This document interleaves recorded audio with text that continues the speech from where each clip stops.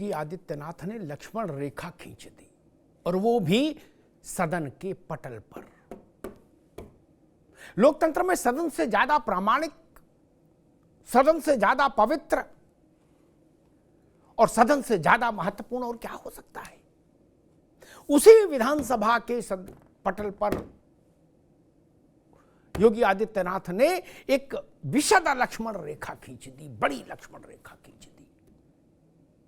अब सारी सियासत उसी के इर्द गिर्द घूम रही है। अखिलेश यादव कह रहे हैं कि ऐसा नहीं बोलना चाहिए था योगी आदित्यनाथ को, वो मुख्यमंत्री हैं, उन्होंने संविधान की शपथ ली है। स्वामी प्रसाद मौर्य कुछ और राग आलाप रहे, बाकी दल और कुछ कह रहे। लेकिन एक सवाल यह भी है कि क्या योगी आदित्यनाथ ने संविधान की शपथ का कहीं उल्लंघन किया है क्या? नहीं ना। योगी आदित्यनाथ ने अयोध्या के क्रम में ही काशी और मथुरा का उल्लेख किया। क्या काशी और मथुरा विषय नहीं है? हैं? सैकड़ों साल से संघर्ष है, अदालतों में मुकदमे हैं, जनभावनाओं का विषय है, आस्था का प्रसंग है। और क्या कहा योगी आदित्यनाथ ने? उन्होंने कहा कि अदालत का फैसला आया तो नंदी बाबा ने रात में बैरिकेडिंग तोड़वा दी। ठीक है, अदालत के फैसले का अनुपालन हुआ। ज्ञानवापी में जो पूजन अर्चन आरंभ हुआ व्यास जी के तलगृह में, सरकार ने अपना निर्णय नहीं थोपा। और फिर उन्होंने कहा कि फिर हमारे कृष्ण कन्हैया कहां मानने वाले हैं। ठीक है, इसमें मर्यादा का उल्लंघन कहां। लेकिन राजनीतिक तौर पर योगी आदित्यनाथ ने एक बड़ी लकीर खींच दी। ऐसा साहस, सनातन के प्रति ऐसी निष्ठा, ऐसी प्रतिबद्धता, भारत राष्ट्र राज्य के आत्म तत्व के प्रति ऐसी एक रूपता, एक रसता शायद ही किसी राजनेता में देखने को मिली हो। और वो भी तब जब वो पद पर हो, मुख्यमंत्री जी से पद पर हो। बहुत सारे लोग अलग अलग चेहरे रखने लगते हैं सत्ता में जाने के बाद, लेकिन योगी आदित्यनाथ का चेहरा एक ही भाव, राष्ट्र के आत्म तत्व के साथ एक ही सा सहकार। अब हंगामा मचा है। योगी जी ने महाभारत की कथा भी सुना दी सदन में।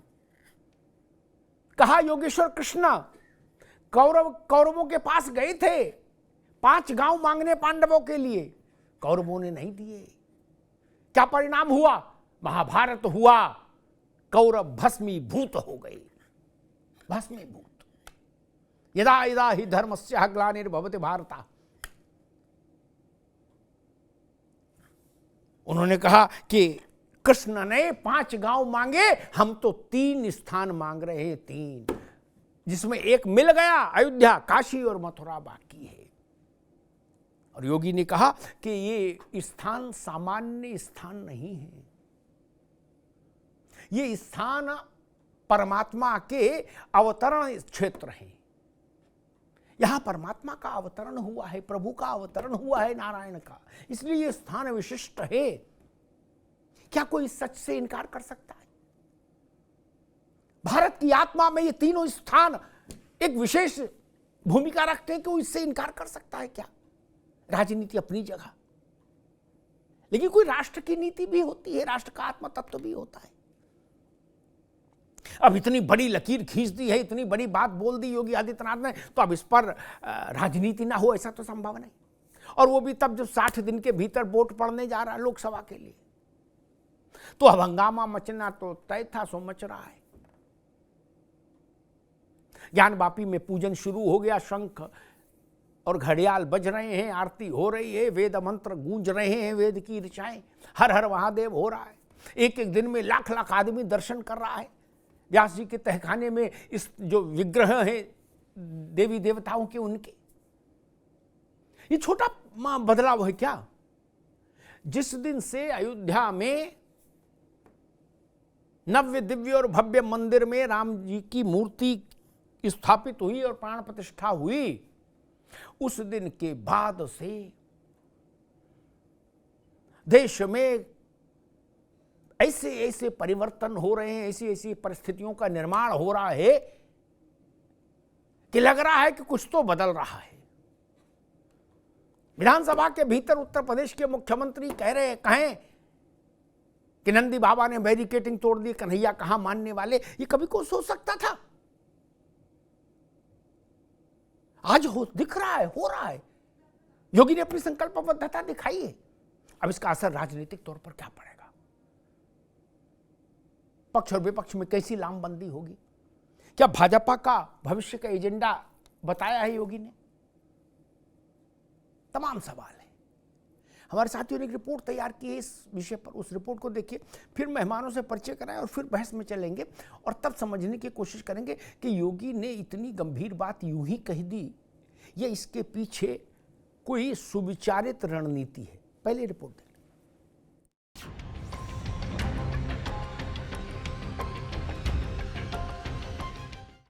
यही तो हुआ था अयोध्या के साथ, और यही हुआ काशी के साथ, और यही हुआ था मथुरा के साथ। तो नंदी बाबा ने भी कहा भाई हम काहे इंतजार करें, और हमारे कृष्ण कन्हैया कहाँ मानने वाले हैं।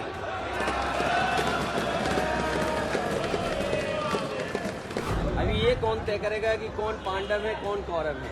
ये मुख्यमंत्री के जुबान से शोभा नहीं देता है कि वो इस तरीके से मजहबी बातें करें या पार्टी बने। अयोध्या के बाद काशी मथुरा में चल रही सियासी महाभारत के बीच मुख्यमंत्री योगी आदित्यनाथ ने भी विधानसभा में महाभारत के पन्ने पलट दिए। पांडवों की 5 गांव वाली मांग का उदाहरण देते हुए कहा कि हमने तो 3 स्थान ही मांगे थे। यही तो हुआ था अयोध्या के साथ, और यही हुआ काशी के साथ, और यही हुआ था मथुरा के साथ भी। हमने यही तो कहा, उस समय 5 गांव मांगे थे। भाई भगवान कृष्ण ने तो पहले कहा, जब वो समझौता कराने के लिए गए थे, महाभारत का युद्ध टालने के लिए गए थे, कि भाई देना हो तो आधा दो, लेकिन इसमें भी यदि बाधा है तो दे दो केवल 5 ग्राम। लेकिन वो 5 गांव, लेकिन यहां तो इस समाज सैकड़ों वर्षों से यहां की आस्था केवल 3 के लिए बात कर रही है, 3 के लिए। वहीं अयोध्या में रामलला की प्राण प्रतिष्ठा का जिक्र करते हुए काशी के साथ मथुरा पर भी बड़ा इशारा कर दिया सीएम योगी ने, यानी अयोध्या हो गया, काशी बाकी है, तो कृष्ण कन्हैया भी कहां मानने वाले हैं। देखिए अयोध्या का उत्सव लोगों ने देखा, तो नंदी बाबा ने भी कहा भाई हम काहे इंतजार करें।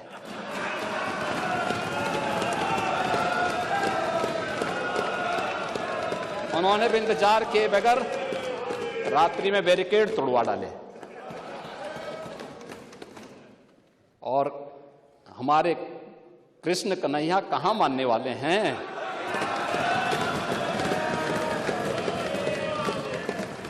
तीन जगहों के जिक्र में बात महाभारत की आई तो बात किरदारों की भी आनी थी। सीएम योगी के बयान पर सपा मुखिया अखिलेश यादव ने पूछा कि फिर पांडव कौन और कौरव कौन? अभी ये कौन तय करेगा कि कौन पांडव है कौन कौरव है? और अगर हम संख्या बल पे जाएं तो बीजेपी तो ये कहती है कि वो दुनिया की सबसे बड़ी पार्टी है। तो पहले ये तो तय हो जाए कि कौरव कौन है, पांडव कौन है। मुख्यमंत्री जी क्या कहते हैं, हमारे लिए संविधान और कोर्ट सबसे बड़ी चीज है। सीएम योगी ने राज्यपाल के अभिभाषण के दौरान ये बयान दिया था, जिस पर सियासी और धार्मिक गलियारों में गदर मचा है।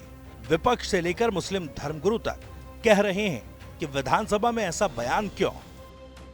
ये मुख्यमंत्री के जुबान से शोभा नहीं देता है कि वो इस तरीके से मजहबी बातें करें या पार्टी बने।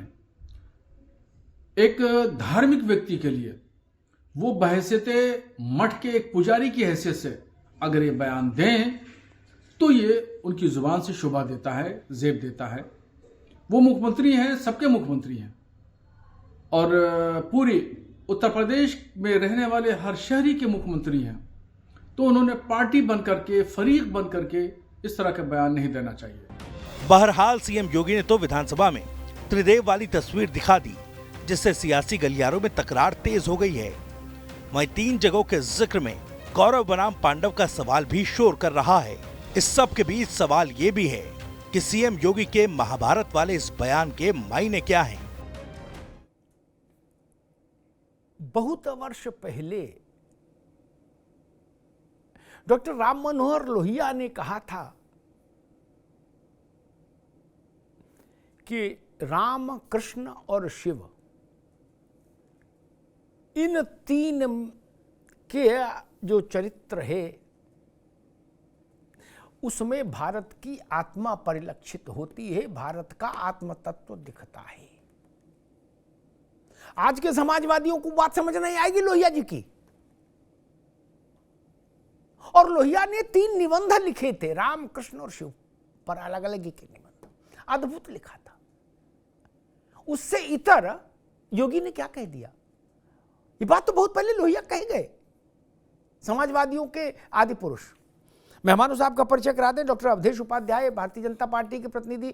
अवधेश जी का स्वागत है। माँ यति चेतनानंद, हिंदू धर्म गुरु माँ यति चेतनानंद का स्वागत है। मौलाना शहाबुद्दीन रजवी साहब हैं, अध्यक्ष मुस्लिम जमात, मौलाना साहब का बहुत बहुत स्वागत है। मुन्ना खान साहब, राजनीतिक विश्लेषक, मुन्ना खान साहब का बहुत बहुत स्वागत। माँ यति चेतनानंद, आपसे बात शुरू करूंगा। अभी तक भारत की राजनीति या तो पर्देदारी की थी कि भाई बाहर जाओ तो माथा पोंछ लो, तिलक न दिखे, टोपी दिख जाए कोई दिक्कत नहीं, तिलक नहीं दिखना चाहिए, आला माला है तो अंदर कर लो, ऐसा कोई भाव रहता था। या अगर कुछ पक्षधरता करनी है, बोलना है, तरफदारी तराजू झुकाना है तो उधर झुका लो, वो ठीक है, इधर नहीं, नहीं तो कम्युनल होने का आपके ऊपर ठप्पा लग जाएगा कि ये सांप्रदायिक है। राम, कृष्ण, शिव की बात नहीं करो, टीले वाली मस्जिद की बात कर सकते हो, वो चल जाएगी, लेकिन राम, कृष्ण, शिव की नहीं। काशी, मथुरा, अयोध्या मुंह से ना निकले। लेकिन योगी जी ने तो कल बिल्कुल घड़ी की सुई पलट दी। विधानसभा के पटल में खड़े होकर, लोकतंत्र में उससे बड़ा स्थान नहीं कोई, सर्वोच्च निर्णय लेने वाली संस्था वही है। वहां उन्होंने जब ये कहा कि नंदी बाबा ने रात में बैरिकेड तोड़वा दिए और कृष्ण कन्हैया कहां मानने वाले हैं, कैसे देखते हैं उनके इस वक्तव्य को यतिमा? देखिए अमिताभ जी, जो कल कहा गया है वो बहुत पहले कह देना चाहिए था राजनेताओं को, लेकिन किसी में भी इतनी इच्छा शक्ति नहीं थी, क्योंकि तुष्टीकरण इतना हावी था कि अगर सनातन के पक्ष में कोई बात कही गई तो इसका मतलब ये हो जाएगा कि आपको वोट नहीं मिलेगा।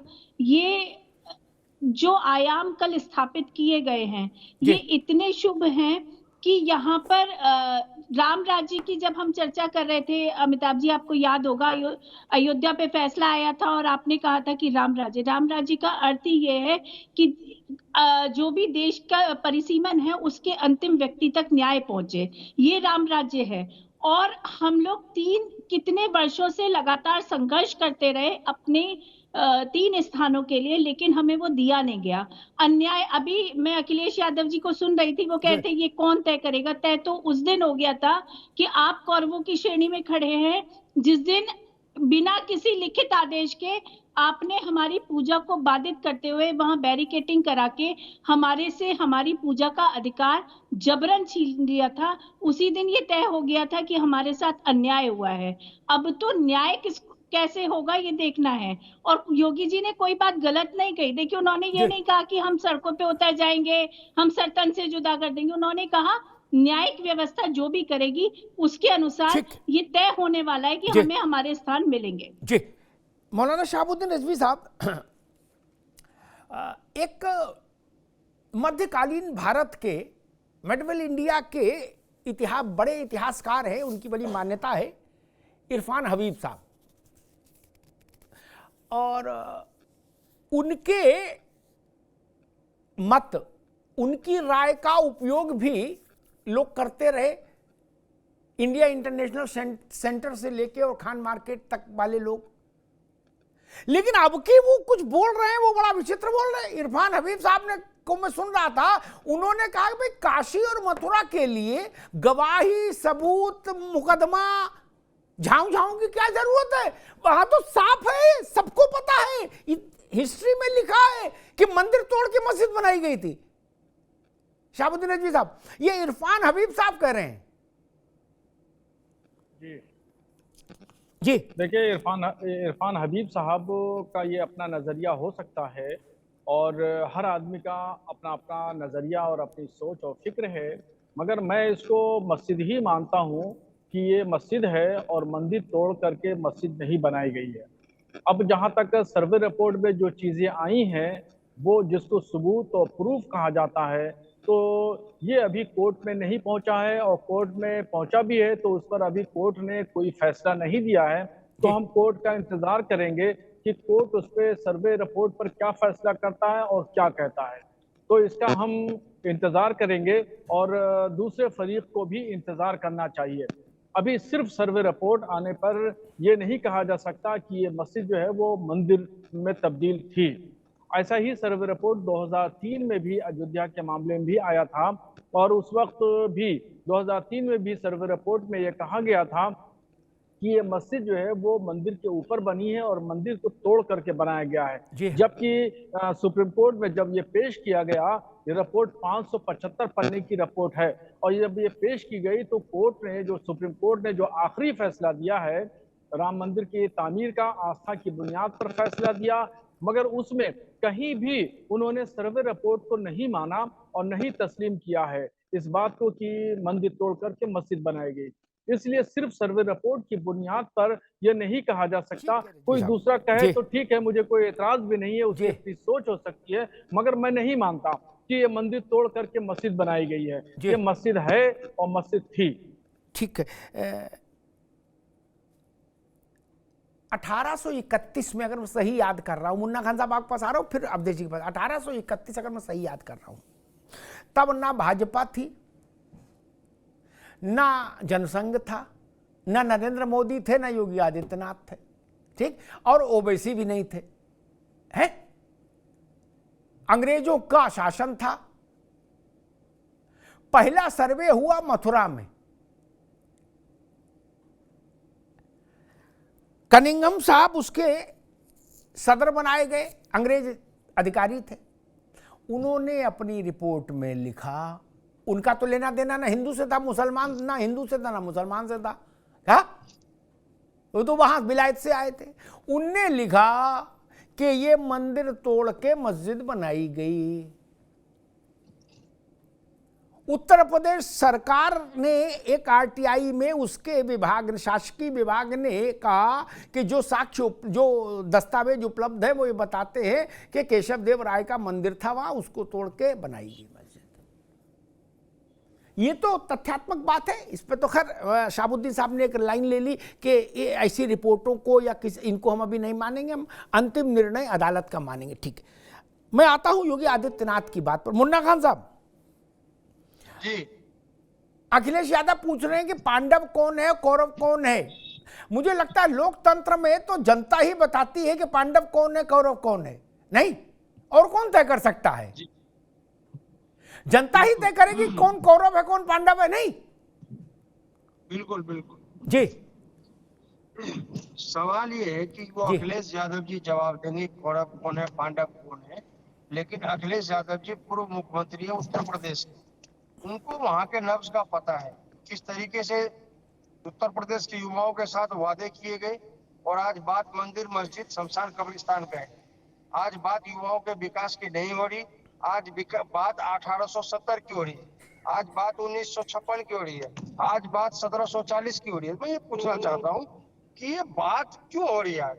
जो वादे धरातल पे जो जनता के साथ किए गए, जिस तरीके से 2013 में लच्छेदार भाषणों में जनता के साथ वादा हुआ, जिस 2000 2017 में योगी आदित्यनाथ ने उत्तर प्रदेश में जो वादे किए, क्या वो 2022 में पूरे हुए? नहीं हुए। तो आप ये बताएंगे फिर इलेक्शन क्यों जीता? तो साहब सारे सिस्टम को हैक करके चुनाव तो हिटलर भी जीतता था।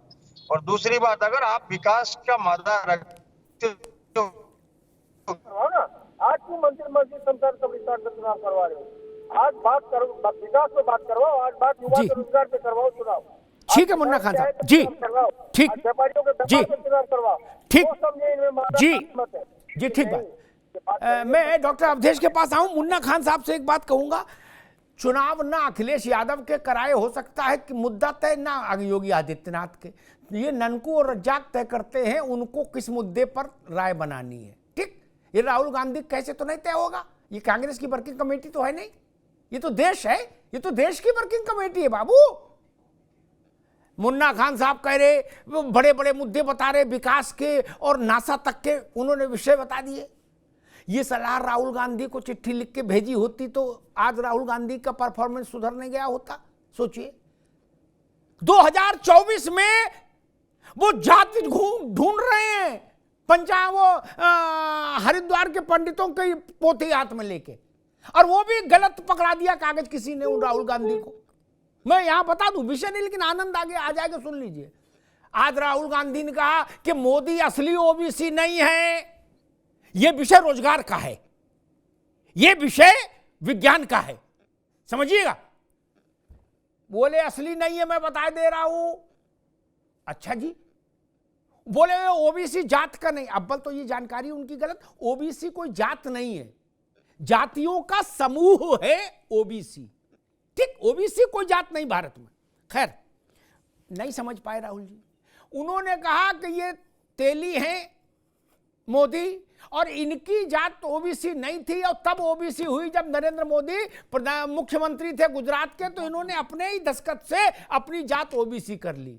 मुन्ना खान साहब के विशेष ध्यान में लाने के लिए बताइए, इतना बड़ा सचिवालय, इतनी फौज फाटा, आपको गलत कागज पकड़ा के आपका मजाक बनवा देते हैं आपके चेले चंटे, समझ रहे। 27 अक्टूबर 1999 को भारत सरकार ने गजट जारी कर दिया था इस बात का। तब मोदी तो मुख्यमंत्री नहीं थे। शाहबुद्दीन साहब देख रहे हो ना, जो लोग ये कह रहे हैं कि हमको हिंदुस्तान की चाबी दे दो, उनको एबीसीडी का पता नहीं। बताइए, नहीं, अरे कुछ तो पढ़ो लिखो। कोई भी आता है, आपको सड़क चलते कोई कागज पकड़ा देता, आप बोल देते हो, बाद में जगहसाई होती है। अक्टूबर 1999 में नोटिफिकेशन आ चुका था, तब गुजरात में मोदी मुख्यमंत्री नहीं थे मित्र। इसलिए मैंने कहा यह सलाह राहुल गांधी को दी जानी चाहिए, तो ज्यादा बेहतर हो कि वो जातियों के जंजाल में क्यों फंसे। और अभी तो उनकी ही जाति पर सवाल है, वो अपने मातृपक्ष पितृपक्ष किस पक्ष से अपने को मानते हैं। नहीं, ये तो भारत में या दुनिया में कहीं भी एक व्यवस्था के साथ या तो मातृपक्ष से आप चलेंगे या पितृपक्ष से चलेंगे। बिल्कुल, दोनों में अभी घालमेल है, कहीं वो कुछ हो जाते हैं, कहीं कुछ हो जाते हैं। क्या फिरोज गांधी साहब का मकबरा सूना पड़ा ही है। खैर, डॉक्टर अवधेश उपाध्याय, मैं मूल विषय पे आता हूं। मैं ये नहीं मानने को तैयार कि योगी आदित्यनाथ ने यूं ही कह दिया। इतने बड़े पद पर और इतने बड़े मंच पर आदमी यूं ही नहीं बोलता। वो जनसभा नहीं, वो विधानसभा है। और अगर उन्होंने बात कही है, क्या हम ये माने ये भविष्य का एजेंडा है जिसको योगी आदित्यनाथ ने सांकेतिक भाषा में सामने रखा है। अवधेश जी। देखिए अमिताभ जी, मैं थोड़ा इतिहास में आपके जो बैठे हुए हैं या पैनलिस्ट, आपने शाहबुद्दीन जी हैं और अपने जो एक मुन्ना खान जी, इनको ले जाना चाह रहा हूँ इतिहास में। देखिए, जब महाभारत का युद्ध हुआ उसमें शांति स्थापित हो सके, इसलिए भगवान श्री कृष्ण गए थे कौरवों के पास। क्यों गए थे? कि ताकि जो पांडवों का हक है, जो 5 गांव जो मांगने गए थे, कि 5 गांव जिसमें पहला था इंद्रप्रस्थ, जो कि पांडवों द्वारा राजधानी स्थापित की गई थी उनकी, उसको मांगने गए थे। लेकिन कौरवों ने उस समय मना कर दिया। उस समय फिर क्या हाल हुआ सबने देखा। आज जो है हमारे जो उत्तर प्रदेश के माननीय मुख्यमंत्री माननीय योगी आदित्यनाथ लेकिन जी भैया हैं, उपाध्याय जी, उन्होंने- अखिलेश जी करे पहले ये तो बताओ, लॉटरी निकालो, सिक्का उछालो, कौन कौरव कौन पांडव, ये तो तय हो। मैं वही बता रहा हूँ अखिलेश साहब यादव जी, ने दो आज बातें कही। उत्तर अखिलेश प्रदेश यादव ने के कहा, माननीय एक मुख्यमंत्री मिनट मुन्ना भाई, एक मिनट हैं, जी के पिता कौन थे? जी मुन्ना खान जी मैं पांडव बता के रहा पिता हूँ। कौन थे? देखिए आज बताइए, उत्तर बताइए। प्रदेश के माननीय मुख्यमंत्री योगी जी ने भगवान कृष्ण के रूप में ये शांति संदेश दिया है कि तो कौरव हैं, तो कट्टरपंथी विचारधारा रूपी जो कौरव हमारे देश में है वो सुधर जाएं। और जो हमारे 3 मंदिर हैं, एक तो हमें मिल चुका है, देखो राम मंदिर, जो काशी विश्वनाथ है जिसकी पहचान भगवान शिव से है, और मथुरा की पहचान भगवान कृष्ण से है। ये 3 जगह जो है, 3 में से एक तो मिल चुकी है, 2 हमें चाहिए। ये उन लोगों को संदेश है जो कट्टरपंथी विचारधारा के जो लोग हमारे देश में हैं, कौरव रूपी, उनको हमारे माननीय मुख्यमंत्री योगी जी ने भगवान कृष्ण के रूप में जो है शांति संदेश सुनाया है। इससे समझ जाएं कि इस समय है, आप खुशी अच्छा मान लो खुशी हंसते भैया नहीं उपाध्याय जी, कृष्ण जी की बात नहीं मानी गई तो महाभारत हुआ, तो क्या उसको एज इट इज समझ लें कि भाई यहाँ भी बात अगर नहीं मानी गई तो फिर महाभारत होगा, याचना नहीं अवरण होगा, संग्राम महाभीषण होगा, ऐसा कुछ माहौल बन रहा है क्या?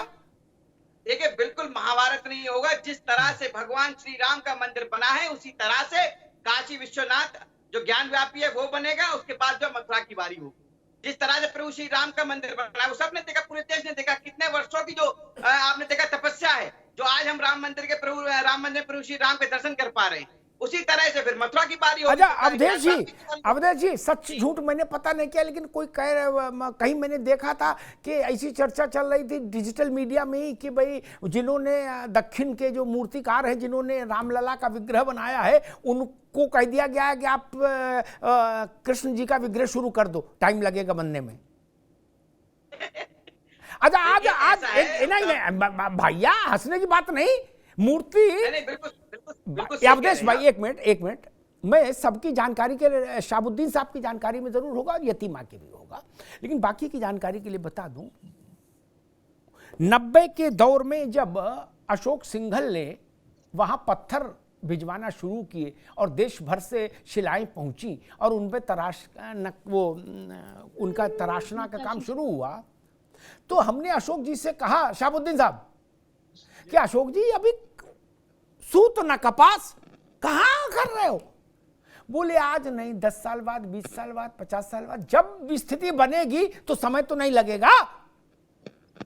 उसी में और आज ये मंदिर इसीलिए जल्दी बन पाया कि अशोक सिंघल ने उस काम को कभी नहीं, उन्होंने कहा इस पे तो कोर्ट की रोक है नहीं, हम बना रहे हैं, अपना काम कर रहे हैं। राम जी के नाम पे 1440 करोड़ चंदा चोरी करने का काम अब किया। आ रहे मुन्ना खान, आपको बताइए, आपको पूरी बात करने का अवसर मिलेगा। अवधेश जी मैं वही पूछ रहा हूँ, क्या कृष्ण जी की मूर्ति पे काम शुरू हो गया है? मैं यही कह रहा हूँ, अभी साबुद्दीन जी एक बात कही कि जो मुख्यमंत्री जी योगी जी हैं उनको ऐसी बात नहीं कहनी चाहिए थी, संविधान का जो है तौहीन है संविधान की। भाई एक बात बताइए, जब अखिलेश यादव हज हाउस का निर्माण करते हैं वो तौहीन नहीं होती है? आज यदि योगी जी बात कर रहे हैं, योगी जी ने ये तो नहीं कहा कि लड़ाई लड़नी है कि वहां मंदिर बनेगा। योगी जी ने कहा है कि देखिए 3 जगह हमें दे दीजिए, जिस तरह से प्रभु श्री राम का मंदिर बना है उसी तरह से वो बनेंगे। अभी आप हंसते हंसते दे दीजिए, बाद में फिर वो कोर्ट के माध्यम से मिलेंगे। जिस तरह से अब ज्ञान व्यापी का तो रिजल्ट आ ही गया है सबके सामने, इसी तरह से भगवान कृष्ण के जन्म स्थान का आ जाएगा, उसमें क्या दिक्कत है? अभी साबुद्दीन जी कह रहे थे मस्जिद थी, मस्जिद है। अरे साबुद्दीन जी आप तो मुझे पढ़े लिखे मौलाना महसूस होते हैं, आपको थोड़ा इतिहास पढ़ना चाहिए कि 1869 में जब औरंगजेब ने ये तुड़वाई थी, उसे पढ़िएगा आप।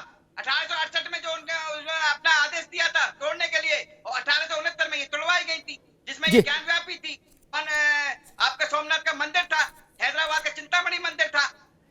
ठीक अवधेश जी एक मैंने सवाल पे रुको भाई, अवधेश जी मैंने एक सवाल पूछा था, क्या कृष्ण शाहबुद्दीन साहब आपको बताइए, क्या कृष्ण जी के नए विग्रह पर काम शुरू हो गया है? देखिए अमिताभ जी, अब तो सब पे काम शुरू हो चुका है, क्योंकि कोर्ट ने भी अब आदेश दे चुके हैं। कोर्ट का आदेश दे रहा है धीरे धीरे, और धीरे धीरे ये लिया जाएगा। अब आप समझिए। आप मैं शाहबुद्दीन साहब का था, उससे पहले एक बात कहूं, मैं मुझे नहीं पता इसके पीछे क्या लीला है परमात्मा की, लेकिन मैं ये मानता हूं कि अयोध्या में प्राण प्रतिष्ठा के बाद देश में परिवर्तन बहुत तेजी से हो रहे हैं।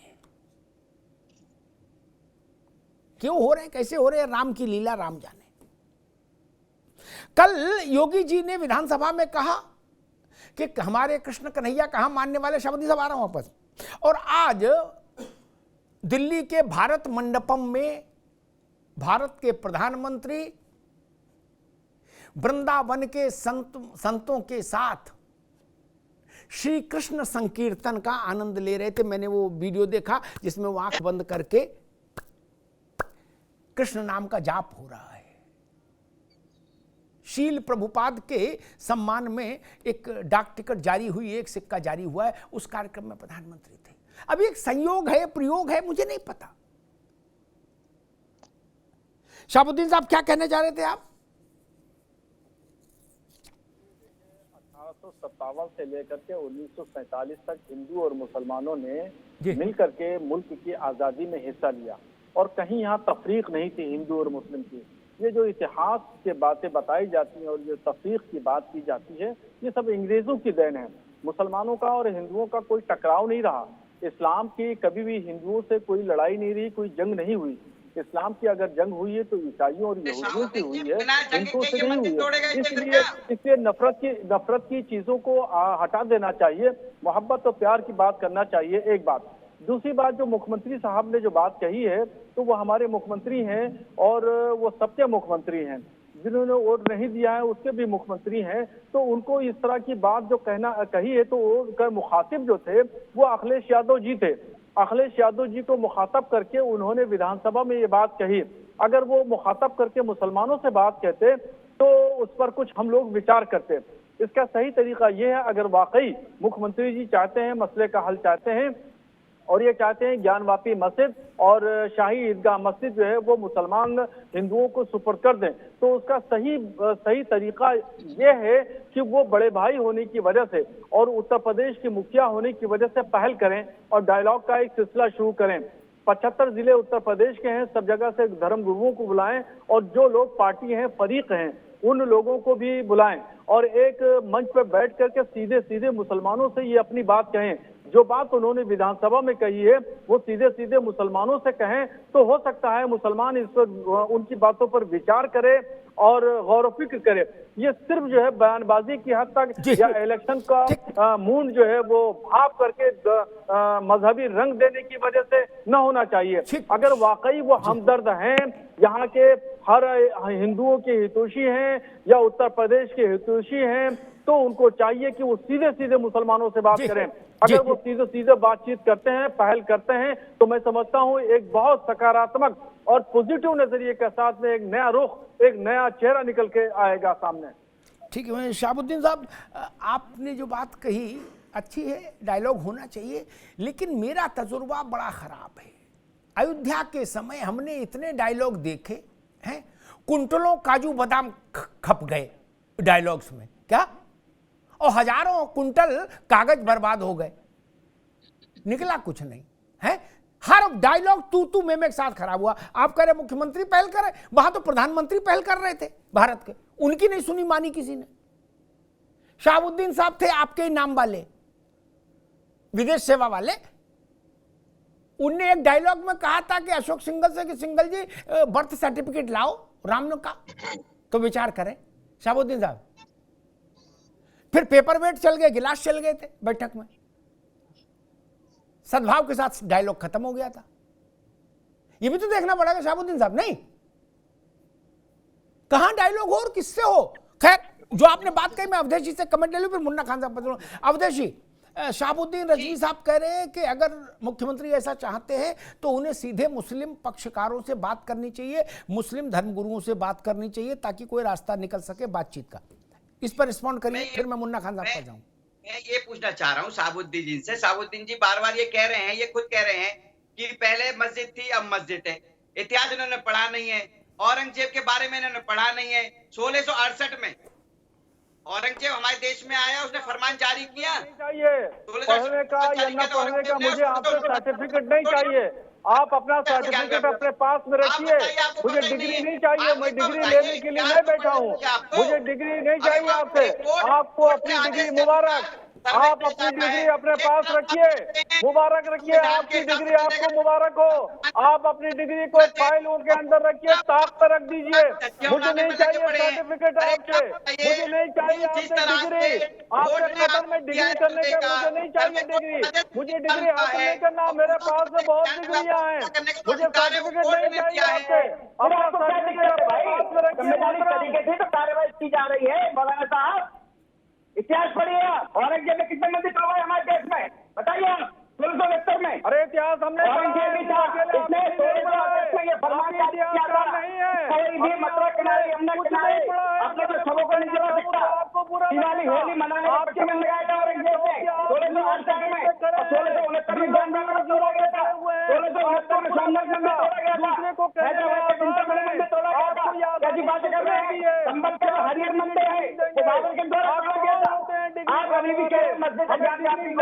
अरे भाई, ज्ञान व्यापी हमने अपने लिए पढ़ा है, आपके लिए नहीं पढ़ा है। आप अपना इतिहास भाई आप पढ़िए। अगर हमारे लिए पढ़ा तो हमारे लिए पढ़िए। आप मौलाना है समाज के, आपको ज्ञान होना चाहिए इस चीज का। आप बाबा करें मस्जिद थी।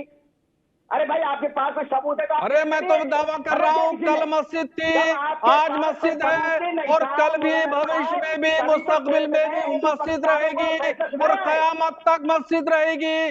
कोई मस्जिदियत से इनकार नहीं कर सकता है। इस पर किसी तरीके से समझौता मुसलमान नहीं कर सकता है। ठीक है, दोनों को रोकूंगा, दोनों मित्रों को रोकूंगा, मौलाना साहब को भी, अवधेश जी को भी। समझौता कर सकता है। मुन्ना खान साहब, जो बात मौलाना साहब ने कही है कि कयामत तक मस्जिद है, उस पर मैं यतीमा से एक टिप्पणी लूंगा बाद में। पहले मुन्ना खान साहब। मुन्ना खान साहब, अखिलेश जी कह रहे थे भाई कोर्ट है हमारे लिए सबसे बड़ी चीज। मैं जब उनकी बात सुना तो सोच में पड़ गया। आज से 31 साल पहले मुलायम सिंह जी ने एक रात टेलीफोन के आधार पर ज्ञानवापी में पूजा बंद करा दी, क्या, और लोहे की बैरिकेडिंग ठुकवा दी। 31 साल मुकदमा चला, कोर्ट ने कहा हुक्म लाओ, कहां जारी हुआ था आदेश? आदेश हो तो मिले, क्या? अंत में पता लगा जी वो तो टेलीफोन पे ही चुपचाप कानों कान हो गया था कार्यक्रम। आपने पूजा रोक दी बिना कोर्ट के आदेश के। अब पूजा कोर्ट के आदेश से शुरू हुई तो भी तकलीफ। क्या संयुक्त राष्ट्र संघ से आदेश आएगा फिर पूजा का? मुन्ना खान साहब,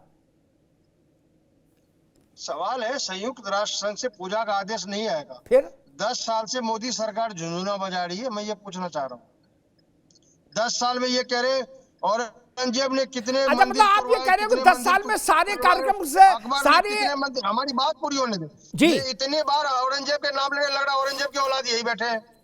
अरे औरंगजेब ने मंदिर तोड़वाए तो फिर सरकार 10 साल से क्या कर रही है? आपकी सरकार चूड़ियां पहन के क्यों बैठी है? आप ढूंढिए मस्जिद किसने बनवाई? औरंगजेब ने। तो औरंगजेब के मंदिर कौन हुए? मौलाना साहब। और तुरवाइए आप। मैं तो नहीं कह रहा मस्जिद की बात, मुन्ना खान जी, आप समझ के बोलिए। औरंगजेब की बात कौन कर रहा है? मस्जिद की बात कौन कर रहा है? मौलाना साहब, हमारे तो कुछ नहीं है भाई। मस्जिद कौन कह रहा है? वही कह रहे हैं मौलाना साहब। मस्जिद किसने बनाई? औरंगजेब ने बनाई। तो बंदर कौन हुआ? भाई मौलाना हुए ना, साबुद्दीन जी हुए। बाबर मस्जिद कर रहे हैं। अरे भाई, ज्ञान व्यापी का कोर्ट ने ये फैसला सुना दिया मुन्ना खान जी, ज्ञान व्यापी में शिव जी विराजमान है, पूजा करने का अधिकार मिल चुका है वहाँ पर। अभी भी आप कह रहे हैं मस्जिद हिंदू जो मंदिर में पूजा करता है उसकी आस्था होती है, श्रद्धा होती है। चंदा छोड़ो, चंदा छोड़ो। ठीक, एक मिनट, दोनों लोगों को रोकूंगा। मैं यतीमा के पास चलूंगा, फिर शाहबुद्दीन साहब से भी टिप्पणी लूंगा कि स्थिति, अभी आप देश रुकिए, मुन्ना खान आप भी रुकिए। स्थिति कहाँ खराब हो रही है? मेरे दोस्त मुन्ना खान साहब ने कहा, शाहबुद्दीन साहब आप भी सुनिएगा, यतीमा के बाद आपके पास आऊंगा। लोग हवा का रुख नहीं समझ रहे, हवा का मिजाज नहीं समझ पा रहे हैं। जहां बर्फ गिरी है ये हवा वहां से होके आ रही है। शाहबुद्दीन साहब, इसमें बड़ा ठंडापन है, आप महसूस कर रहे होगे, है ना? ये बर्फ के बीच से हवा आ रही है। मुन्ना खान जैसे लोग नहीं समझ पा रहे, वो चुनौती दे रहे हैं कि 10 साल से चूड़ी पहन के बैठे थे मोदी।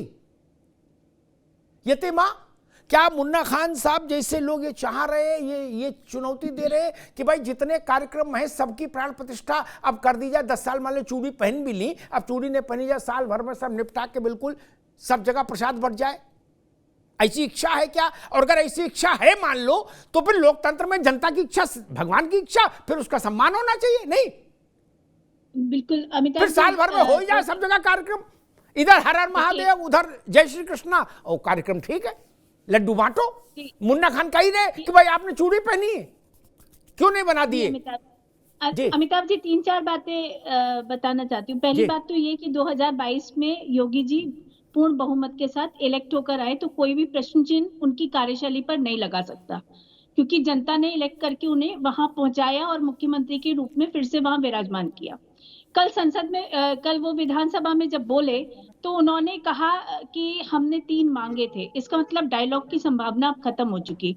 डायलॉग, वार्तालाप, समझौता, जो कुछ होना था, मांगना, देना, जो कुछ भी संभावनाएं थी वो आज खत्म हो चुकी हैं। अब उसकी संभावनाएं शेष नहीं है। जो भी निर्णय आएगा वो न्यायालय से आएगा, वो सर्वमान्य होगा, वो मैंडेटरी होगा। अभी तक भी मुसलमान जो वर्ग है वो ये कहते रहे मौलाना न्यूज चैनल्स पे बैठ के कि हमने सहज स्वीकार किया। सहज स्वीकार नहीं किया, वो मैंडेटरी था, आपको मानना पड़ा। दूसरी बात, मैं आपको योगी जी की कार्यशैली के विषय में बता देती हूँ। मैं मेरठ की रहने वाली हूँ और हमारे यहाँ एक स्थान होता है सोतीगंज, वहां दिन में भी महिलाएं जाने में डरा करती थी, क्योंकि उनकी अपनी महिलाएं भी जाने में डरती थी। हमें तो छोड़ दीजिए, उनकी अपनी महिलाएं भी जाने में डरती थी। इस तरीके का वहां व्यापार और इस तरीके की वहां स्थिति बनी हुई थी। वो सोतीगंज बंद करा दिया गया। आज वहां के व्यापारी जो पहले कुछ और करा करते थे, गाड़ियां काटा करते थे, कबाड़ मार्केट था बहुत विचित्र। 30 मिनट गाड़ी खाली रहे तो गाड़ी ही साफ हो जाती थी, पता नहीं लगता कहां गई। आज वो फल, सब्जी और कपड़े बेच रहे हैं जी। व्यापार की कोई दिक्कत उन्हें नहीं है, उन्हें किसी ने छेड़ा नहीं है, लेकिन वो एक प्रॉपर व्यापार कर रहे हैं, चोरी नहीं कर रहे। तो कार्यशैली पर जो लोग प्रश्न चिन्ह लगा रहे हैं, और 10 साल दूसरा टेन्योर मोदी जी का भी है, 10 साल में फिर जिस तरीके से अयोध्या में अभी प्राण प्रतिष्ठा हुई और जिस तरीके से जन सैलाब, किसी से कहा नहीं गया था, कोई प्रेशराइज नहीं था, जनता स्वतः अपने विवेक से उत्सव बना रही थी। तो आज अगर आप आज भी जनता का मन नहीं समझते, आपने जबरन 31 वर्ष पूर्व लॉ एंड ऑर्डर का हवाला देकर हमारी पूजा को बाधित कर दिया और वहां हमारा नहीं, यतीमा कोई हवाला कागज पर है ही नहीं जी। आपने अपने कानों कान चुपचाप कर दिया, ये कोई राजतंत्र है? और इसी भारत में ये भी हुआ कि भारत माता को डायन कहा गया। ये कहा गया कि वो कैसी भारत माता है जो अपने बच्चों का खून चाहती है। बच्चों का कर्तव्य है कि अगर उसके इष्ट बंधन में है तो वो अपना सर्वस्व त्याग कर भी अपने इष्ट को बंधन मुक्त कराए। ये हमारा कर्तव्य, ये हमारी मान्यताएं हैं। हम सरतन से जुदा नहीं करते, हम अपने सरतन से जुदा करवा देते हैं अपने इष्ट की प्राप्ति के लिए, उनके स्थान के लिए। तो अगर आप महाभारत चाहते हैं मुन्ना खान जी, तो उसमें भी कोई दिक्कत नहीं है, लेकिन हम तो न्यायिक प्रक्रिया से चाहते हैं कि न्यायिक प्रक्रिया जो भी तय करे, जिस भी तरीके का निर्णय आए वो हम मानेंगे। और पश्चिम की दीवार, काशी की तो पश्चिम की दीवार चीख चीख के कह रही है ASI की सर्वे है, और वो अगर आप नग्न आंखों अगर सर्वे नहीं भी होता तो जो लोग काशी गए हैं वो जानते हैं कि उस दीवार को देखते ही ये प्रतीत होता है कि मंदिर की दीवार है। तो साक्ष्य है, प्रमाण है, और आप वजू कर रहे हैं वहां पे लगातार। ठीक है यतीम, अभी रुकना होगा। शहाबुद्दीन साहब, मुन्ना खान साहब कह रहे हैं, एक मिनट, वो नरेंद्र मोदी को चुनौती दे रहे हैं, योगी आदित्यनाथ को चुनौती दे रहे हैं, कह रहे 10 साल से चूड़ी पहने बैठे थे, क्यों नहीं बना दिए सब मंदिर?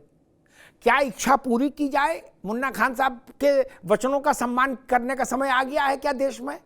शहाबुद्दीन साहब, जो बातें मुन्ना खान साहब या उनके विचार जैसे लोग भारत में कह रहे हैं, क्या उनकी बातों का सम्मान करने का समय आ गया है शहाबुद्दीन साहब? क्योंकि भारत की हुकूमत जिसे भारत की जनता माथे पर तिलक लगा के सत्ता सौंपती है, वो चूड़ी नहीं पहनता। इस गलतफहमी से दूर हो जाइए। माथे पे तिलक क्या लगाएगी? गलतफहमी बहुत जल्दी निकाल दीजिए। यही गलतफहमी पाकिस्तान को थी, से चुनाव करवाए, वो रोटी मांग रहे। शहाबुद्दीन साहब, क्या मुन्ना खान केवल व्यक्ति नहीं, मुन्ना खान एक विचारधारा है। क्या उनकी बात का सम्मान कर देना चाहिए और साल 6 महीने के भीतर फिर सब जगह मिठाई बट जाए, प्रसाद बट जाए, ऐसा चाहते हैं? देखिए नरेंद्र मोदी जी हमारे भारत के प्रधानमंत्री हैं। अरे मैं कह रहे ना, वो चूड़ी पहन के बैठे, हम करें मान लो चूड़ी उतार दी, चलो तो साल भर में सब क्लियर करा दे, तब क्या होगा? तब क्या होगा? कुछ नहीं होगा ना, प्रसाद बटेगा, कीर्तन होगी। नहीं शाहबुद्दीन साहब, बार एक चीज को ये उन्होंने भारत के प्रधानमंत्री हैं, उन्होंने भारत की शान को बढ़ाया है। भारत के प्रधानमंत्री नरेंद्र मोदी ने भारत की शान को आगे बढ़ाया है और पूरी दुनिया में भारत के नाम को रोशन किया है। और बहुत सारी गवर्नमेंट की स्कीमें हैं जिसमें बगैर पक्षपात के, बगैर तफरीक के काम किया जा रहा है, उसमें हिंदू मुस्लिम की तफरीक नहीं है, काम किया जा रहा है। ऐसे ही उत्तर प्रदेश के मुख्यमंत्री भी काम कर रहे हैं, इससे कोई इनकार नहीं है। समाज के लिए काम कर रहे हैं, देश की तरक्की के लिए, प्रदेश की तरक्की के लिए काम कर रहे हैं। ये तो देखिए हर शर में खैर का पहलू मौजूद रहता है। कोई भी बुरा आदमी है मगर फिर भी उसके अंदर अगर ढूंढेंगे तो कोई ना कोई अच्छा पहलू उसके अंदर नजर आएगा। जवाहरलाल नेहरू की तरह हम ये नहीं कह सकते कि जब रेल की पटरियां अंग्रेजों ने बिछाई थी हिंदुस्तान में, 37,000 किलोमीटर रेल की पटरी जब अंग्रेजों ने बिछाई और एक शहर से दूसरे शहर और एक सरहद से दूसरी सरहद आना जाने में आसानी हुई, माल की ढुलाई में आसानी हुई, तो जवाहरलाल नेहरू ने ये कहा कि ये अंग्रेजों ने हमारे हाथ और पैर में लोहे की जंजीरें जकड़ दी हैं। तो देखिए अच्छा काम अंग्रेजों ने भी कुछ किया, अब रेल की पटरी बिछाई तो ये एक अच्छा काम किया, इसको नकारा नहीं जा सकता। ऐसा ही वजीर आजम नरेंद्र मोदी या वजीर आला उत्तर प्रदेश योगी आदित्यनाथ जी जो अच्छा काम कर रहे हैं उससे हम इनकार नहीं कर सकते। ये एक हकीकत है और इसको समझना चाहिए और इसको पहचानना चाहिए जी। बाकी रह गई मजहबी बातें, दूसरी इश्यूज हैं, मौजूआत हैं, वो एक अलग हैसियत रखती हैं जी। और डॉक्टर अवधेश जी, मुन्ना खान साहब कह रहे हैं कि 10 साल चूड़ी पहन रखी थी। देखिए अमिताभ जी, मुन्ना खान, मुझे ऐसा लग रहा है उनकी आंतरिक इच्छा ये है कि सारे कार्यक्रम निपटा दो और लड्डू बांटो, ऐसा कुछ चाह रहे हैं क्या? तो भाई मैं तो लोकतंत्रवादी आदमी हूं, लोकतंत्र में जनता की आवाज, जनार्दन की आवाज, मुन्ना खान साहब की आवाज का सम्मान होना चाहिए। जी जी जी। देखिए अमिताभ जी, हमारे देश की सबसे पुरानी पार्टी कौन सी है जिससे हमारे मुन्ना खान जी बिलोंग करते हैं? कांग्रेस पार्टी। उसके सबसे पहले प्रधानमंत्री कौन बने थे? पंडित जवाहरलाल नेहरू। 17 साल प्रधानमंत्री रहे थे। उनके 17 साल के कार्यकाल में एक एम्स बना था पूरे देश में। आज 2014 से और आज 2024 हो गई, देखिए 17 से 20 एम्स बन के तैयार हो चुके हैं।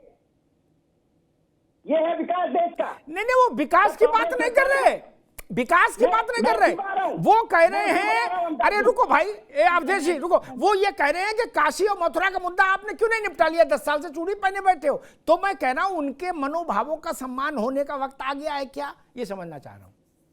नहीं अमिताभ जी, ये जो कह रहे हैं ये इसीलिए कह रहे हैं, उकसाने वाली बात करते हैं ये। अच्छा, कोई भी काम होता है देश में, हमारे देश में न्यायपालिका है, संवैधानिक तरीके से वो काम होता है। अगर ये काम होने लगे फिर तो उठ जाएंगे, बाहर आ जाएंगे, रोड पर आ जाएंगे।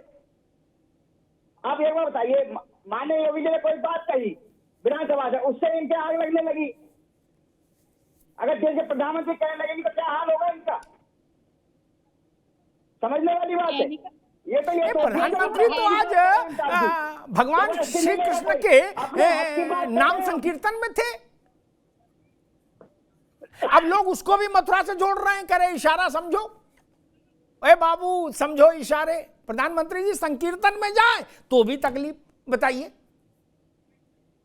देखिए ऐसा है, इस समय इनको ये सब कुछ स्पष्ट हो चुका है कि जो सीट मुगल आक्रांताओं द्वारा छीनी गई थी हमसे, वो अब दोबारा लेने का समय आ चुका है और वो लिया जा रहा है।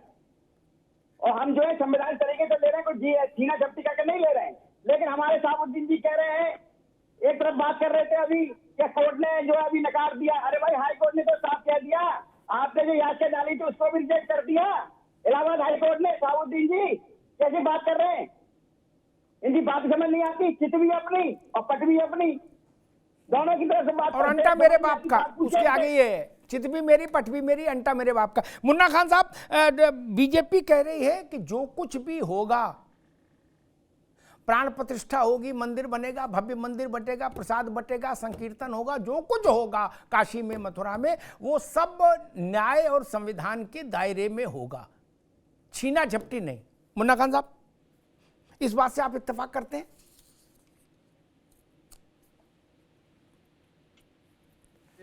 मुन्ना खान साहब तक आवाज पहुंच रही है? लश्कर भी तुम्हारा, सरदार भी तुम्हारा, लश्कर भी तुम्हारा, सरदार भी तुम्हारा, तुम झूठ को सच लिख दो, अखबार भी तुम्हारा।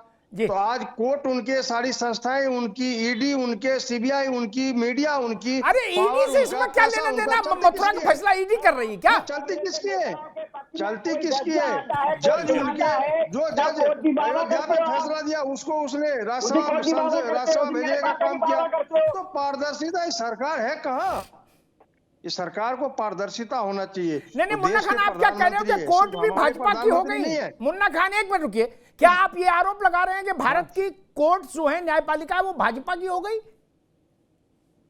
बिल्कुल बिल्कुल भाजपा की हो गई। लो भाई, कर लो बात। शाहबुद्दीन जी, अब बताइए, ऐसी बातें होंगी और फिर आप कह रहे हो डायलॉग हो जाए। इसका जवाब मैं देता हूँ अमिताभ जी। आज ये बात कर रहे हैं कोर्ट का हो गया, जब दिल्ली में अरविंद केजरीवाल पर सिकंदर कसा जा रहा था कोर्ट का, ईडी का, तभी उससे पक्ष कर रहे थे, ये कह रहे थे कोर्ट द्वारा कार्रवाई की जा रही है, इनके नेता, कांग्रेस के नेता कह रहे थे। जब इनके पक्ष में कोई फैसला आता है तो वाह होती है न्यायपालिका की, सत्य की जीत होती है उस समय। लेकिन यदि वो किसी और के पक्ष में आता है तो कोर्ट जो भाजपा के अंदर में चला जाता है। इतना बड़ा दोगलापन है कांग्रेस पार्टी का, आप देखिए। रजवी, ठीक है, रुकिए दोनों। रजवी साहब से एक सवाल लूंगा। रजवी साहब, ये बड़ा गंदा और बहुत बड़ा सनसनीखेज आरोप है कि अदालतें जो हैं वो भाजपा के दबाव में काम कर रही हैं। क्या इस तरह के आरोप देश का मन खराब नहीं करते, देश की प्रतिष्ठा खराब नहीं करते? शाहबुद्दीन साहब जी, देखिए, कोर्ट पर इल्जाम नहीं लगाया जा सकता, हमें कोर्ट पर भरोसा है और कोर्ट जो फैसला करेगा वो मानेंगे। जैसा कि गुज़श्ता सालों आपने देखा होगा कि बाबरी मस्जिद, राम जन्मभूमि के ताल्लुक से सुप्रीम कोर्ट ने फैसला किया था, तो भारत के मुसलमानों ने सुप्रीम कोर्ट के फैसले को माना था और अभी भी जो भी कोर्ट का फैसला होगा वो मुसलमान मानेगा। बाकी अपील करना, चैलेंज करना, ये कोर्ट की एक प्रक्रिया है, ये चलती रहेगी और हर आदमी को हक हासिल है, मगर कोर्ट पर इल्जाम लगाना मुनासिब बात नहीं है। यतीमा, बात यहां तक आ गई कि हमारे मन के फैसला ना आए, 10 में 1 भी हमारे खिलाफ फैसला आ जाए तो आरोप ठोक दो, बोले कोर्ट भी बिक गया। लो, अब कर लो बात। फिर क्या पाकिस्तान फैसला करेगा भारत में आके? अजब तमाशा। नहीं, असल में मुन्ना खान साहब की जो चिंता है वो ठीक है। वो चाहते हैं कि केरोसिन फैले और बड़ा विध्वंस दोबारा से हो, तो वो लगातार प्रोवोकेशन कर रहे हैं। वो अपना काम ठीक कर रहे हैं, उनका यही काम है, क्योंकि शायद हो सकता है कि उन्हें ये लगता हो कि कुछ वोट प्रतिशत इधर उधर हो जाएगा हिंसा में, लेकिन ये होने वाला नहीं। अमिताभ जी, परिदृश्य बदल गया। ये वो लोग हैं जो औरंगजेब और बाबर से अपनी लीगेसी जोड़ते रहे।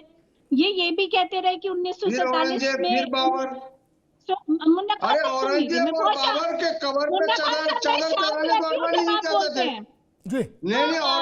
बाबर के मजार पे चादर चढ़ाने आडवाणी नहीं जाते थे, तब तो आपने कुछ नहीं कहा। फिर कहते हैं कि हमने आजादी की लड़ाई साथ मिलके लड़ी, फिर ये भूल जाते, उसमें फिर बीच में ये भूल जाते हैं कि हमने पाकिस्तान ले लिया, हमने देश बंटवा दिया। आजादी की लड़ाई साथ लड़ी लेकिन देश बंटवा दिया धर्म के आधार पर।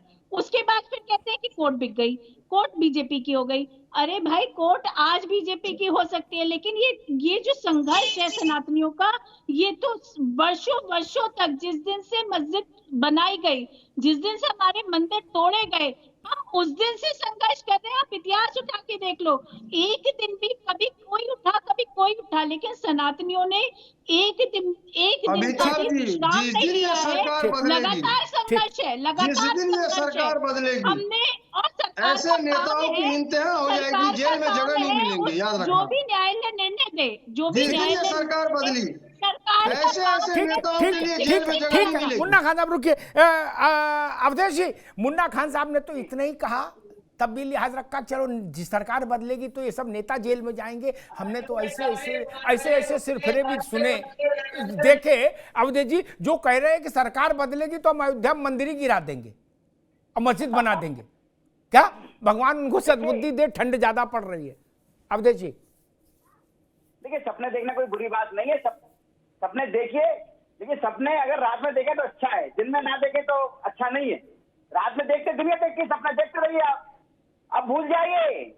अब देश की जनता जागरूक हो चुकी है, और वो जागरूक किया आप जैसे लोगों ने, जो पहले परिवारवाद की राजनीति करते थे, 45 करोड़ युवा जो है वो भी जागरूक हो चुके हैं, वो किसान भी जागरूक हो चुके हैं, वो जवान भी जागरूक हो चुके हैं, जो आदमी भी नौकरी के लिए पिटाई जिसको, जिसके ऊपर तेल बारूद पानी छींटे गए, वो महिलाएं भी जागरूक हो गई, जिसे नाम घुमाया गया, भड़काने में नहीं आने वो वाली। पहलवान भी जागरूक हो गए, जिसे जंतर मंतर पे जूतों से रोंदा गया, देश की वो भी जागरूक हो गई है। चाटुकारों और इस समय लठ लेके जनता ढूंढ रही है मैदान में, तो 40 करोड़ की जनता को लठ लेके जनता ढूंढ रही है मैदान में, किसी जाति धर्म के आधार पर मैदान में लठ से जाओ तुम लोग, सारे सिस्टम को हैक करके शहंशाह बने फिरे हो, लठ से अरे जनता भाई ढूंढ है रही तो है। किसने किया लोकसभा था? चुनाव में आओ आपकी तो सही, सरकार रही थी मन्ना खान जी, आप भी लोकसभा कांग्रेस चुनाव पार्टी में से आओ, बिलोंग करते हैं, कांग्रेस पार्टी ने आ जाओ लोकसभा क्या चुनाव में। किया?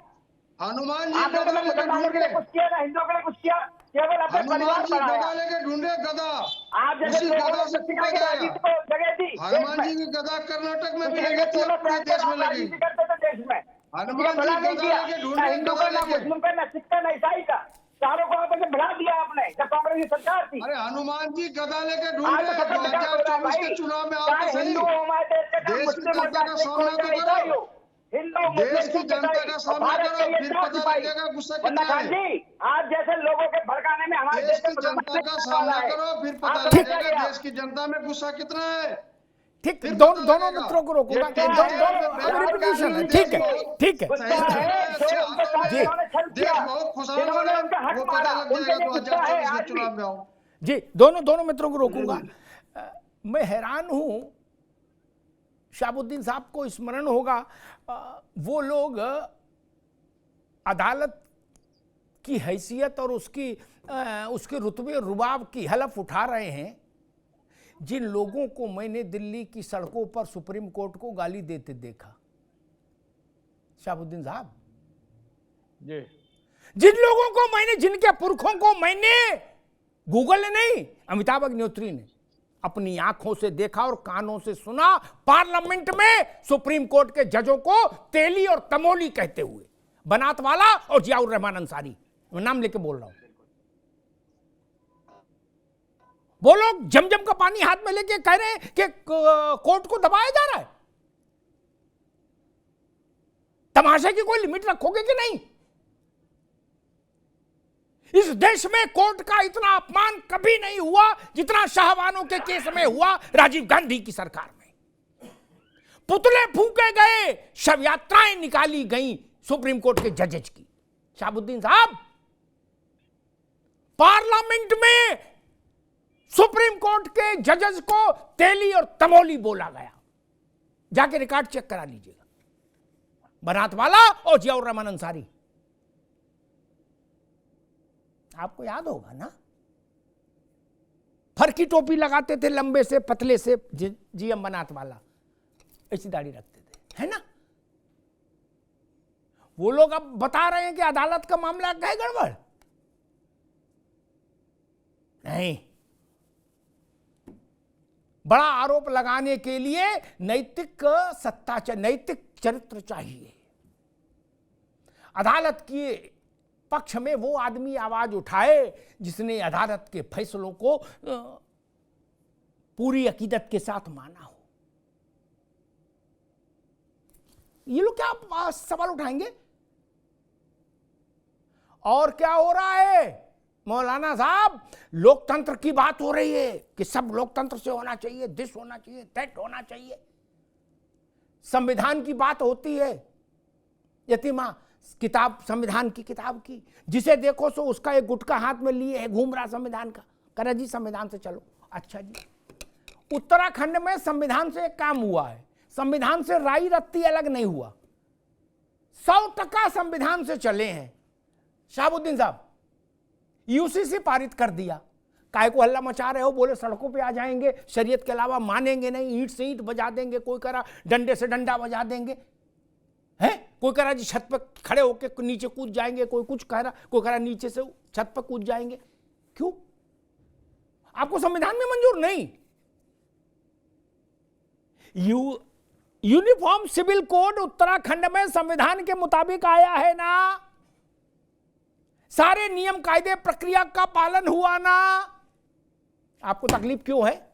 आप ये बोलो हमको संविधान के हिसाब से वो काम मंजूर जो हमारे फायदे का हो। संविधान के हिसाब से हमारे थाली में रसगुल्ला आएगा तो हम संविधान मानेंगे, और मिर्च की पकौड़ी आएगी तो संविधान फेंक देंगे। ये बोलो ना। अदालत हमारे हित की बात कहेगी तो हम मानेंगे, वरना अदालत भी ठेंगे पे हम उसको तेली तमोली बता देंगे। क्या मैं ये शब्द उद्धृत नहीं करना चाहता था, ये शब्द अच्छे नहीं थे जो पार्लियामेंट में आए थे, और राजीव गांधी बैठे थे, खंडन नहीं करने किया उन्होंने खड़े होकर, और ना बनात वाला और जियाउर रहमान अंसारी को डांटा कि क्या बोल रहे हो। शहाबुद्दीन साहब, इस देश ने वो समय देखा है, और सद्भाव और बातचीत की बात शहाबुद्दीन साहब ऐसे तल्ख अल्फाजों के बीच में हो सकती है क्या? आप सोचिए कि चूड़ी पहन रखी है कि बिछिया पहन रखा है। भारत के 150 करोड़ लोगों के शक्ति और सामर्थ्य का एहसास नहीं क्या? भारत में वोट से चुना हुआ प्रधानमंत्री, उसका नाम जवाहरलाल नेहरू हो, इंदिरा गांधी हो, अटल बिहारी वाजपेयी हो या नरेंद्र मोदी हो, एक उसका एक मयार होता है भाई। इतनी हल्की बात की जाएगी? इतनी हल्की बात मत बोलिए, और बोलने वाले सोचें कि भ्रकुटी भी टेढ़ी हो गई तो क्या होगा? क्या होगा? भारत का प्रधानमंत्री बहुत विशाल कद का व्यक्ति होता, बड़ी हैसियत रखता है, हमारे करोड़ों लोगों के सामूहिक शक्ति और सामर्थ्य का एक रूप होता है भारत का प्रधानमंत्री। उसका नाम कोई हो, मौलाना साहब गलत तो नहीं कह रहा। भारत में उससे बड़ा कोई चेहरा होता है क्या? नहीं। अगर दुनिया में पूछा जाए कि भारत का एक चेहरा, आदमी का चेहरा कौन सा है, तो मोदी के अलावा किसका बता देंगे? बताइए। ओवैसी का तो नहीं बता सकते। अच्छा लगे तो भी मोदी का ही चेहरा, और बुरा लगे तो भी मोदी का ही चेहरा। मैंने एक बार कहा था एक सेमिनार में, मेरी बात से मौलाना साहब आप सहमत होंगे, उत्तर प्रदेश में एक सेमिनार थी, अखिलेश यादव उसमें थे बाहैसियत मुख्यमंत्री, उनको भी भाषण देना था, मुझको भी अवधेश जी। मोदी केंद्र में आ चुके थे। मैंने कहा, सपा के सारे नेता मौजूद थे, मंत्री संतरी सब, तब भी मैंने कहा कि किसी को अच्छा लगे किसी को खराब लगे, भारत का चेहरा मोदी है, उत्तर प्रदेश का चेहरा अखिलेश यादव है, चूंकि ये मुख्यमंत्री हैं। मैं मानता हूं मुख्यमंत्री प्रदेश का चेहरा होता है, प्रधानमंत्री देश का चेहरा। उसके साथ ऐसी बात करेंगे आपकी चूड़ी पहन रखी है। मित्र, मान लीजिए हम जब छोटे थे यतीमा, तो बड़े बूढ़े कहते थे हर वक्त हाव हाव न करो, कई बार काल चक्र ऐसा होता है, जिभ्या पर सरस्वती विराजमान होती, जो बोलो सो हो जाए। मैं मुन्ना खान साहब मेरे मित्र, मैं कहूंगा ऐसी बातें मत बोला करो अंधेरे उजेरे। मान लो आपकी बात का सम्मान ही हो जाए, तब क्या करोगे? तो और रोओगे सब लोग। मान लीजिए जो आप कह रहे हो कि फिर सब बना लो मंदिर, मान लीजिए ऐसा हो जाए तो क्या करोगे? ऐसा मत बोलो। पता नहीं काल के प्रहर में कौन सा नक्षत्र कहां घूम रहा हो मित्र। अदालत के रास्ते बात चल रही, वही चलने दो। इसको तनाव का विषय मत बनाइए। जब अदालत के बिना अदालत के आदेश की मेरी बात में राय रत्ती बेईमानी हो मौलाना साहब, तो टोक दीजिएगा, मुझे कहिएगा भाई आपने झूठ बोला। जब बिना अदालत के आदेश के ज्ञान वापी में आपने विश्वेश्वर महादेव की पूजा बंद करा दी, 31 साल तक बंद रखी, तो अदालत के आदेश से अगर पूजा शुरू हो गई तो पेट में दर्द क्यों है? और जिनके पेट में दर्द है वो जाके एंडोस्कोपी कराएं और पेट का ऑपरेशन कराएं। आप बिना अदालत के, बिना कागज के बंद कर सकते हैं पूजा। योगी आदित्यनाथ अदालत के आदेश के बाद भी पूजा जारी नहीं करा सकते, तो हमने चुना किस लिए फिर उनको? फिर उत्तर प्रदेश ने उनको मुख्यमंत्री किस लिए चुना है? इसी के लिए चुना है ना कि अदालत के आदेश का पालन हो। काशी के मसले में जो मुकदमा चल रहा है ना मौलाना साहब, उसमें महाधिवक्ता भी मौजूद थे अदालत में कल। तो मालूम है अवधेश जी, मुस्लिम पक्ष ने क्या आपत्ति उठाई कि महाधिवक्ता क्यों है ये अदालत में? क्या उत्तर प्रदेश सरकार तो पार्टी नहीं है, ये जाएं। महाधिवक्ता ने काम इसलिए है कि माननीय कोर्ट अगर कोई आदेश देगा तो उसका अनुपालन तो हम ही को कराना होगा भाई साहब, हिंदू पक्ष मुस्लिम पक्ष तो नहीं करा लेगा। इस पर भी ऐतराज है। क्यों भाई? समाजवादी पार्टी की सरकार के समय में आपको ऐतराज नहीं थे, आज ऐतराज है। मैं तब कहता कि अगर योगी आदित्यनाथ विधानसभा में खड़े होकर ये कहते कि नहीं भाई, अब हम 365 दिन के भीतर काशी मथुरा दोनों में जय जय करा देंगे, तो मैं कहता ये भाषा ठीक नहीं। ये इच्छा हो सकती है, हमारे अंदर इच्छा हो सकती है, इसमें कोई पाप नहीं। वो सनातन है कि अनुयायी हैं हम, लेकिन रास्ता तो कानून का ही है ना। फिर क्या ऐतराज है? हमें आपकी इच्छा पर आपत्ति नहीं। मौलाना साहब कह रहे हैं ना कि मस्जिद थी, मस्जिद है, कयामत तक मस्जिद रहेगी। कयामत किसने देखी छोड़ो, हमें कोई ऐतराज नहीं, आप बोलो, लेकिन फैसला तो अदालत का मानेंगे ना। क्या योगी आदित्यनाथ ने शक्ति का प्रयोग करने की धमकी दी? नहीं। और अखिलेश जी ने पूछा कौरव और पांडव, तो मैं तो कहूंगा भाई, लोकतंत्र में जनता ही तय करती है कौन कौरव कौन पांडव। जिसे जिता दे महाभारत वो पांडव, जिसे हरा दे वो कौरव। मैं इतने ही गणित जानता, इसके आगे नहीं। मौलाना साहब गलत तो नहीं कहा? बरेली से जो जीते वो पांडव, जो हार जाए वो कौरव। गलत तो नहीं? यही है नियम। अवधेश जी गलत तो नहीं कहा? राहुल गांधी अमेठी से हार गए, उनको चिंतन करना चाहिए कि क्या मसला है। और अंत में फिर एक बात कहूंगा, ये गलत पर्ची देखकर मत बोलिए, राहुल जी के लिए कहूंगा। आपको कौन मूर्ख लोग हैं जो ऐसी पर्ची पकड़ा देते हैं गलत?